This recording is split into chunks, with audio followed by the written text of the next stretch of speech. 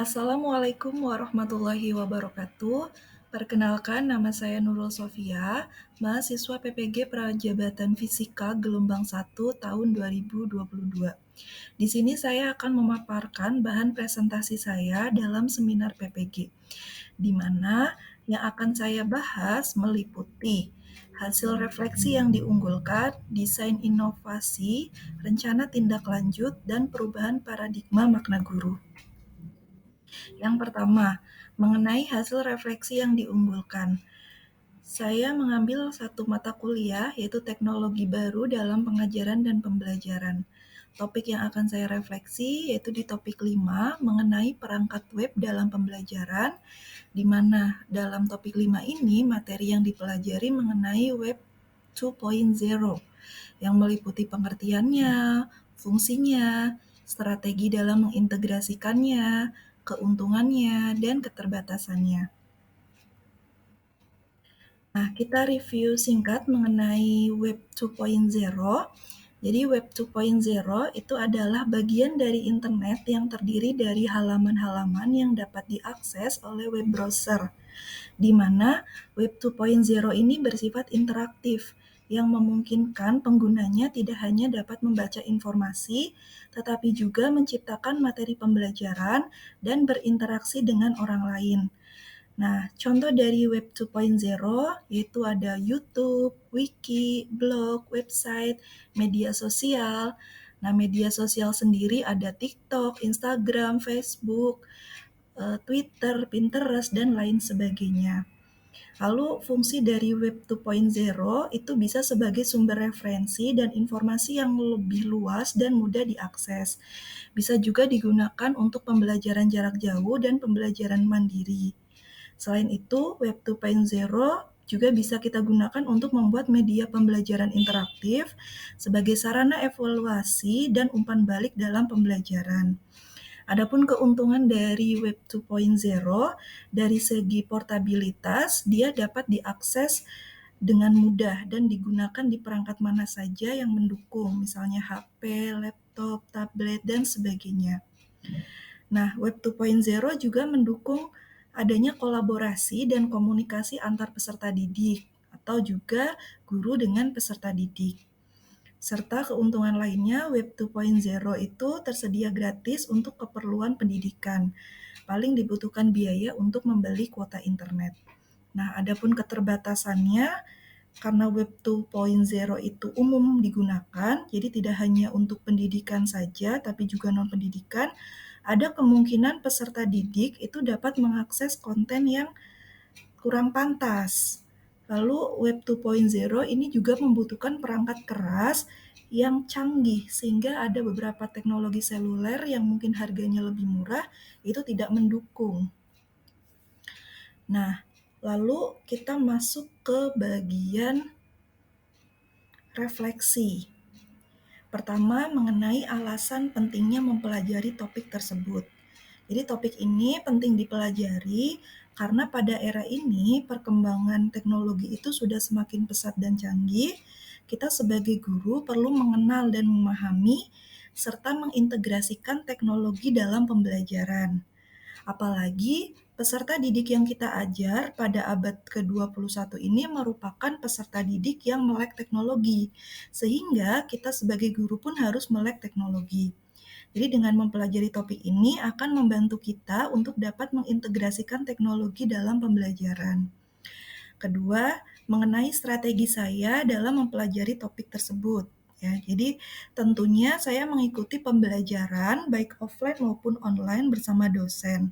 Lalu saya berdiskusi bersama rekan sejawat dan dosen, serta melakukan pembelajaran mandiri dengan cara saya mengerjakan LMS secara berurutan melalui alur Merdeka, di mana M-nya mulai dari diri, E-nya eksplorasi konsep, R-nya ruang kolaborasi, D-nya demonstrasi kontekstual, E-nya elaborasi pemahaman, K-nya koneksi antar materi, dan A-nya adalah aksi nyata. Lalu yang ketiga, alasan pentingnya menerapkan strategi tersebut. Strategi-strategi yang saya implementasikan tadi sangat penting dan efektif bagi saya, Karena dengan saya mengikuti pembelajaran di kelas maupun mandiri mengerjakan LMS, saya dapat memahami bahasan setiap topiknya dengan baik. Selain itu, dengan berdiskusi bersama rekan sejawat maupun dosen, itu dapat menambah wawasan dan pengetahuan yang saya miliki. Selanjutnya kita masuk ke artefak yang mendukung. Di sini ada beberapa artefak pembelajaran di topik 5 ini. Yang pertama di ruang kolaborasi, saya membuat PPT kelompok dari Canva. Nah, di sini untuk PPT kelompok yang saya buat, isinya mengenai fungsi web, strategi, lalu pemanfaatan sosial media untuk pembelajaran. Lalu yang kedua, ada di elaborasi pemahaman. Di sini saya juga membuat PPT kelompok dari Canva yang isinya mengenai analisis terhadap salah satu bentuk web, meliputi kelebihannya, kekurangannya, lalu aspek yang perlu diperbaiki. Lalu yang ketiga, nah ini di bagian koneksi antar materi, saya membuat infografis dari Canva juga. Nah, isinya mengenai pemanfaatan web dalam pembelajaran fisika. Kemudian yang terakhir di aksi nyata, di sini saya membuat video pembelajaran, lalu saya unggah di YouTube. Nah, ini mengenai pembahasan materi dan latihan soal alat optik. Video yang saya buat di sini berdurasi kurang lebih 48 menit. Jadi bisa digunakan sebagai pembelajaran jarak jauh. Lalu masuk ke bagian pembelajaran bermakna, saya membagi menjadi 3 poin. Dari segi saya sebagai individu, saya merasa bersyukur dapat mempelajari dan menggunakan teknologi yang ada pada saat ini. Karena hal itu dapat membantu saya dalam kehidupan sehari-hari. Misalnya untuk mendapatkan informasi, melakukan kolaborasi, dan lain sebagainya. Dari segi saya sebagai guru, saya menjadi lebih memahami dan mengerti aplikasi-aplikasi apa saja yang dapat saya gunakan dalam pembelajaran. Serta saya juga semakin bersemangat untuk bisa mempelajari dan menguasainya, agar saya sebagai guru tidak kalah dengan peserta didik yang saat ini sudah melek teknologi. Selain itu, saya sebagai guru juga merasa terbantu dalam melaksanakan pembelajaran dengan adanya teknologi yang berkembang saat ini. Saya bisa melakukan pembelajaran jarak jauh, memberikan penilaian atau asesmen dengan mudah, memberikan materi dan penugasan secara online jika berhalangan hadir, dan lain-lain. Lalu dari segi peserta didik, ini juga dapat mengakses pembelajaran dengan mudah melalui teknologi yang sudah semakin pesat dan semakin canggih ini. Perkembangan teknologi yang semakin pesat ini diharapkan dapat membawa perubahan yang lebih baik ke depannya, baik bagi saya sebagai individu maupun guru, serta baik bagi peserta didik yang saya ampu.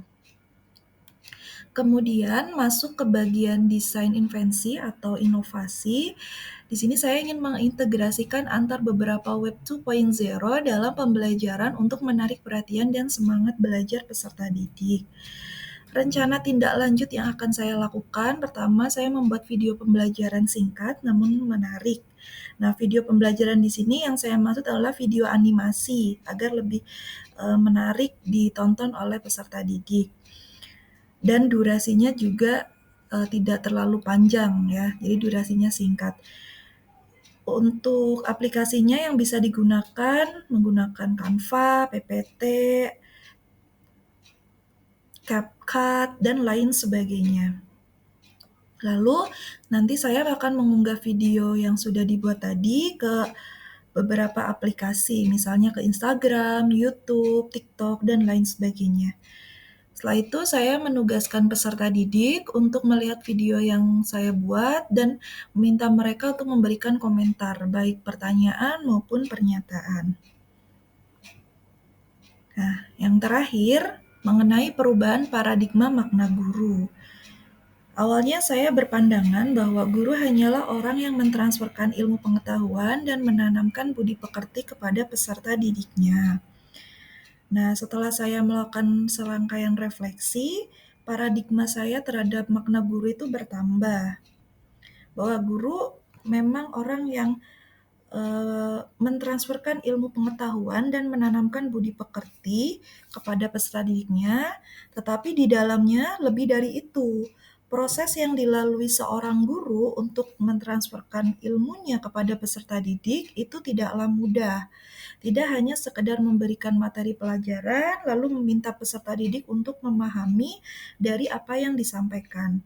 Akan tetapi, guru itu perlu merancang strategi pembelajaran dengan mengintegrasikan teknologi agar pembelajaran yang berlangsung dapat menyenangkan dan bermakna bagi peserta didik.